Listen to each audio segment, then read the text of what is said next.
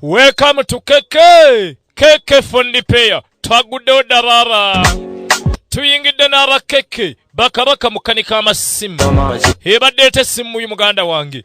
Tewulira, tenyiga, tekuba, amapeesa tegakyakwata. Yagudde mazina ekyankalana. Yazikidde. Yagira mulokoze e Bulaaya.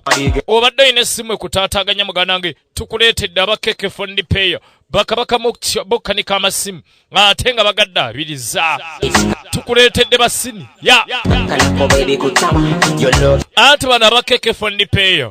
Tugamba ntukola hardware ne phone repair ne software repair. Kwegamba mu hardware tugamba ntugenda kukanika esimu yo.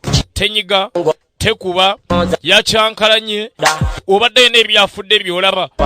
Ensonga za software. Esimu eri mulooko. Yeetaaga flashinga. Byonna tugenda bikolerako. Batuyita KK Fundi Payer baba. Wana wennyini we tutunda ne spare w'amasimu. Tutunda housing, mousepiece, charging system. Abadde ine ekikuta amapeesa g'essimu. Obadde yagala buzindaalo. Ingini ya simu yo. Screen yayatise. Tukyusa screen ne tukutekerako endala. Batukuyita KK Fundi Payer. Bakabaka.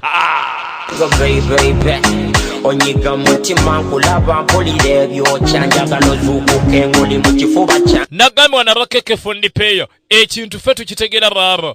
Tuyina flash. Tutunda memory card. Tutunda hard disk. Mu bunene bwonna bwe weetaaga. Oyagala size ki? Tutunda byonna bikwatagana ne flash. 1GB, 4GB, 8GB, 32GB.